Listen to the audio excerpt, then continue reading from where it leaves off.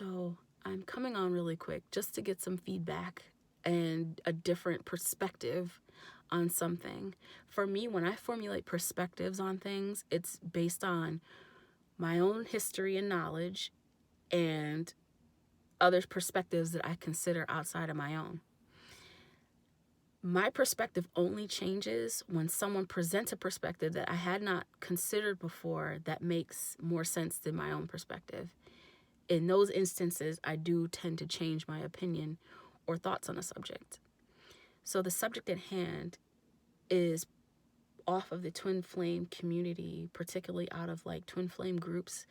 It's not even about the groups itself. It's more so about the questions and stuff that I see posted. And the question today, and I'll bring up, going forward, I'll like post videos like this about other subjects and my opinion on them. But this particular one that I saw today was about my twin blocked me and then unblocked me, but now will not communicate with me now that I'm unblocked. And the explanations I saw were just like so far outer space. It's like, why are we going to these extents to explain something to give this person hope or false hope, when instead we should just focus on the now, being in the present moment, and focus on acceptance of what is, instead of like sending them, purposely forcing them into a cycle of thought patterns that really will not help them.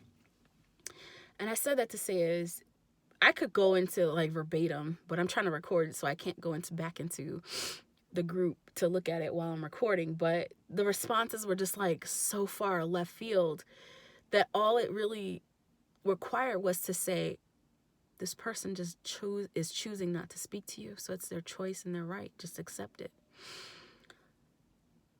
I get to an ear that saying just accept it sounds harsh, but acceptance is like a peaceful place. Such a peaceful place where you're just accepting what is instead of worrying about the future and dwelling in the past. You stay in this present moment and just accept what is. It doesn't mean to accept bad treatment. It's just saying accept what is. Stop trying to force a person out of their way of being at that moment. We all know people change their minds, and for whatever reasons, they're gonna, do what they do, or, one day say, okay, I'll block her and unblock her now, or unblock him now, block or unblock him now, and then turn around in a week and say, I'll reach out to him, talk to him. But let that be their choice. Don't try to say, oh, it's, they're going through something, or try to come up with these really far-fetched explanations to explain to another person what they think another person is doing. So, like, you're talking to, like, that'd be me asking the question to a second party, and then the second party is trying to explain to me what the third party is doing without ever communicating to the third party. Because to me, as far as the twin flame journey is concerned, I think there's a lot posted online. There's a lot of people in groups defining what they think a twin flame journey is, but I think the benchmark of any connection, be it twin flame or otherwise, or whatever you want to call your connection, is communication. Communication is what connects us all. Essentially, you just don't get connected with a person through just seeing them. Like, there's people at the dog park right now and they're walking around. Some of us are making eye contact as I'm looking around, but that doesn't mean we're connected. The connection comes if I go down and say hi, or if I pet their dog, or if, we have like a cute little conversation about something, or a smile. Sometimes that's a form of communication. Some can say eye contact is, but really isn't. Not in like quick, short, if it's not in a romantic setting where you're trying to date. Anyway, so I said all that to say, and that's arguable as well, what communication is. But to me, communication is the benchmark of a twin flame journey. So how can one sit back and assign motive or make assumptions about another person's behavior based on what they think? It's no different than in the so-called 3D realm, where if you ever heard about that book, He's Just Not That Into You. And the women were, like how women would do, they would get together and try to analyze their boyfriend's behaviors, and then instead of just saying maybe he just doesn't like me that much and just moving on, they just sit together and like, okay, I'll give you an example. Now this man has passed and stop looking at me. My boyfriend, we had sex the other night, and then he didn't call me for 3 days. I don't know what's going on with him. Do you think he's intimidated by me? First, that's an assumption that he's intimidated by you. Now you're asking a third party what another person thinks, which they can never know. You can never know what another person thinks until they communicate it to you. You can sense certain things, but you can't, like a person who's never talked to you, you can't ever know. You just have to ask. So then the third party jumps in. It's like, oh, trying to give false hope. Like, oh, girl, he's probably, at his mom's house, or you never know. He's probably going to call you when he gets back, or he's probably going to call you once he gets out of his funk. He's probably depressed. Making wild assumptions. We don't know what is going on with that person. And I think it's even more elevated in the twin flame community, where people say, oh, it's 3D, it's the universe, it's karmic people, which that whole karmic term, I have so much beef with that term. That is so rude and dismissive to your twin flame's choice if they choose another person to call that person that they chose their karmic partner. How dare you? How dare you? And I say that to everybody out here who's ever used that term. How dare you? That is dismissive. And if you truly love your twin flame and they're with somebody else, then that means you love that person that they're with and you wish them the best. But to call them something as dismissive as a karmic partner, oh, how gauche.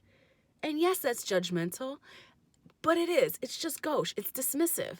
And that's just as judgmental as being dismissive by saying something like that. I digress. So, yeah, you can't know what another person is thinking. So why do we reach out to the stars? Not literally or figuratively, but more like just metaphorically. Like, why are we reaching out into the heavens to try to find out answers when we could just ask that person what's going on? Now, I get it, and let's entertain it, that sometimes the communication window or door just isn't open. Maybe you can't reach out to that person at that time. But to me, if you're in a twin flame relationship with this person, that means you've I don't know. I'm trying to be careful because I know it's different for everybody. And I know some people build their twin flame relationship based off of sex alone and have no idea how that person really feels about anything because all they do is have sex. But if you're a person who I guess this is not for them. This is for people who communicate. If you communicate verbally with your twin flame or telepathically, which that's questionable too, how can you make assumptions about what's going on with them? Wouldn't it make more sense to just ask that person? Ask them. Stop assuming. Just ask. If you have a window of communication with that person, just ask. And another video is going to come because I feel like a one way that we blow or get that door slammed in our face is as soon as it gets open again, we start feeling within us. It's not the other person, it's us. We start to feel all these romantic feelings and all these expectations come because they've now opened the door of communication. So now we're feeling all good and we're like, yes, this person is talking to me again. We're going to get married. We're going to have babies, white picket fence. Meanwhile, in other news, that person is not even thinking about it that deeply. And then in us, we decide to reach out and we send that crazy email of how much we love them and how much we adore them, and they're not even thinking about us on that level at that moment, and it's frightening because it's like they can see us. If they're truly our twin, they can see us, and they know when we don't love ourselves. So we're not loving ourselves, and they see it, and then you're sitting back and you're writing them these letters, and then they're reading it like, how do you love me like this and you don't even love yourself? And sometimes they can't even articulate it, but they know in their spirit that is something not right with you feeling that way about them at that particular moment. And then bam, the door of communication gets shut again. That's a whole nother video. That is a whole nother video. but it's something to consider. Instead of doing that, take things a day at a time. When they open up communication and they just reach out to say hi back and leave them alone. Let them live their life until they want to communicate more. And if they don't, learn. Somehow, I can't teach you. I could just tell you from my own experience, which is a whole nother video in and of itself, of how to just let it go. Learn how to accept it. Learn how to say, okay, they haven't reached out in 24 hours after we both said hi to each other. It's okay. I'm not going to die. They're not going to die. And if we do die, at least we said hi to each other and we ended the separation between us.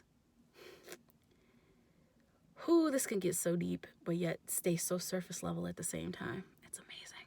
Let's talk later, but give me your feedback below.